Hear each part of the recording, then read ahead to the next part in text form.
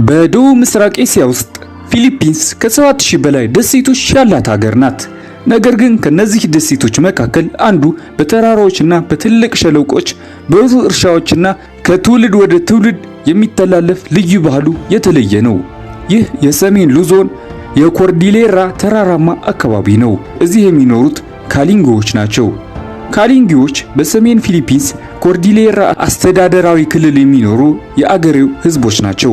ካሊንጋ ስንል ግን አንድ ትንሽ መንደር ብቻ ወይም አንድ ንዑስ ቡድን ማለት አይደለም። በካሊንጋ አካባቢ የሚኖሩ የተለያዩ የማህበረሰቦች ንዑስ ቡድኖች አሉ። ከእነሱ አንዱ በተለይም የሚታወቀው ቡትቡት ህዝብ ነው። ካሊንጋዎች በተራራማ አካባቢ ስለሚኖሩ ከተፈጥሮ ጋር የተቆራኘ ህይወት አዳብረዋል።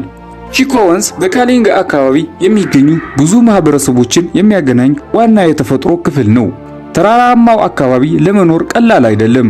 መንገዶቹ አስቸጋሪ ሊሆኑ ይችላሉ።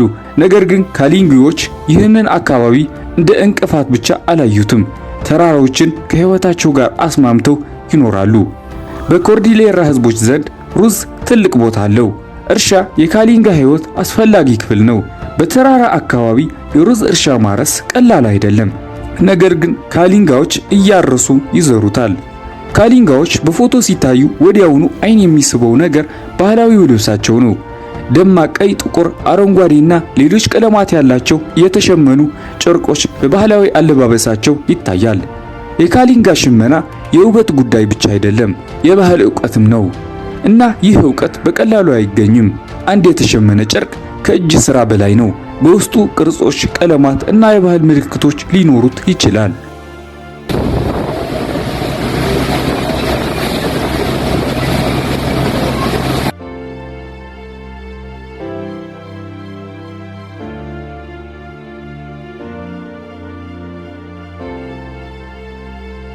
በፊሊፒንስ ኮርዲሌራ ባህል ውስጥ የጎንግ ሙዚቃ ከዳንስ ከማህበረሰብ ስነ ስርዓት ጋር በጥልቅ ይያያዛል። አንድ ሰው ጎንግ ሲመታ ድምፁ በተራራው ላይ ሊሰማ ይችላል። በካሊንጋ ቋንቋዎች ባህላዊ ንቅሳት ባታኮ ወይም በቡትቡት አካባቢ ደግሞ ዋታኮ ተብሎ ይጠራል። ይህ በዘመናዊ የታቶ ማሽን የሚደረግ ንቅሳት አይደለም፣ በባህላዊ ዘዴ በእጅ በመምታት የሚሰራ ነው።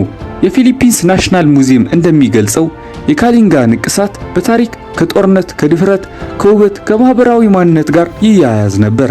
አንዳንድ ንቅሳቶች የተዋጊውን ልምድና የማህበረሰብ ደረጃ ሊያመለክቱ ይችሉ ነበር። ሴቶችም ንቅሳት ይወስዱ ነበር እና በአንዳንድ ባህሎች ይህ ከውበት፣ ከጉርምስና እና ከጋብቻ ዝግጁነት ጋር ይያያዝ ነበር።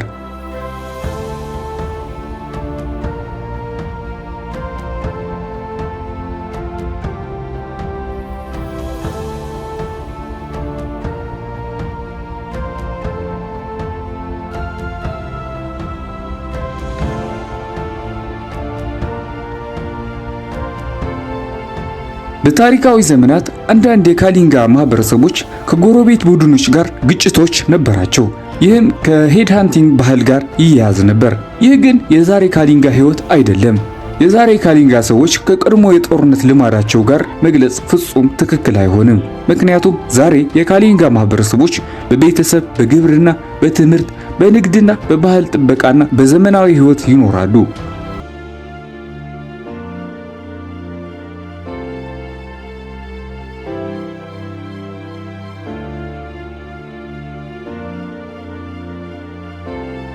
የካሊንጋ ታሪክ አንድ በጣም የሚያስደንቅ ገጽታ አለው። የሰላም ስምምነት ስርዓት ነው። ይህ ቦዶንጎ ወይም የሰላም ስምምነት ስርዓት ነው።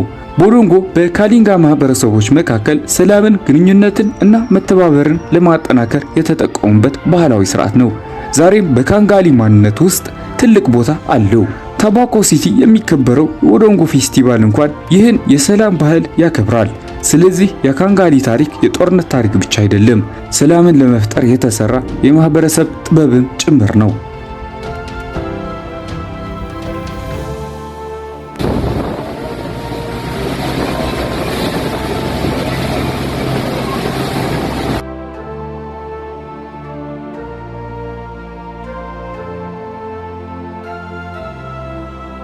ካሊንጋዎች ታሪካቸውን በመጽሐፍ ብቻ አላስቀመጡም። ታሪካቸው በአፍ ተላልፈዋል። ከዚህ የባህል ቅርስ ውስጥ ኡላሊሚ በተለይ ይታወቃል።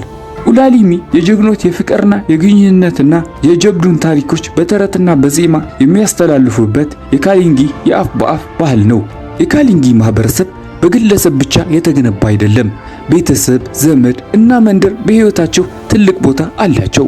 አንድ ችግር ሲፈጠር ማህበረሰቡ በአንድነት መፍትሄ ለመፈለግ ይሰራል።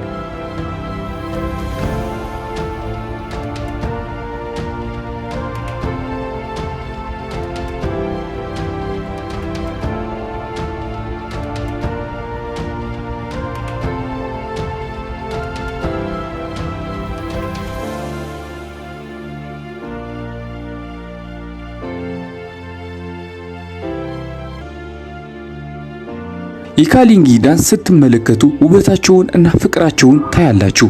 ይህ የማህበረሰቡን አንድነት ያሳያል። ከታወቁ የካሊንጊ ዳንሶች መካከል ሳልዲስድ እና ፖታንጎ ይጠቀሳሉ።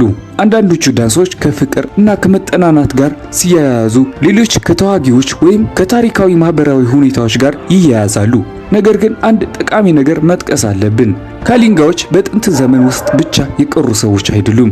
ዛሬ እነሱ እንደ ሌሎች ሰዎች ትምህርት ይማራሉ፣ ስራ ይሰራሉ፣ ንግድ ያደርጋሉ፣ ከከተሞች ጋር ይገናኛሉ፣ ቴክኖሎጂም ይጠቀማሉ። ነገር ግን ከዚህ ሁሉ ጋር ባህላቸውን ለመጠበቅ የሚደረግ ጥረትም አለ። ባህላዊ በዓላት ያከብራሉ፣ ሽመና ስራቸውም እስካሁን ይሰራሉ። ባህላዊ ንቅሳታቸውም እንደገና ትኩረት አግኝተዋል።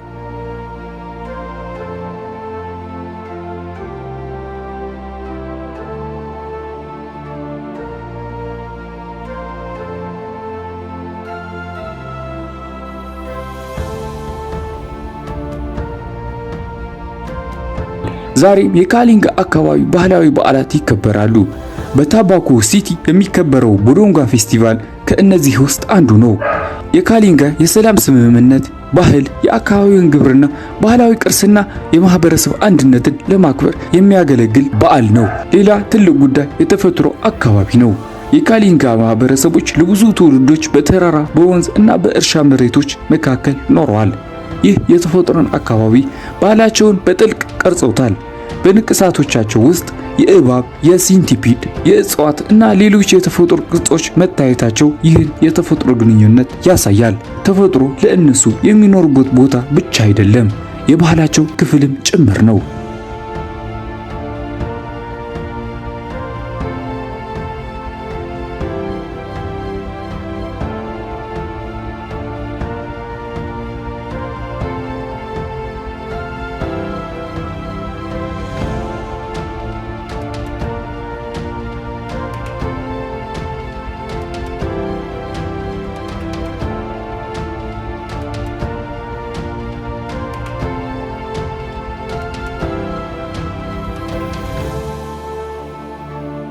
እና የካሊንጋ ህዝቦች ውብ፣ ጎርጀስ፣ ቢዩቲፉል የሚያምሩ ድንቡሽቡሽ የሆኑ ህዝቦች ናቸው።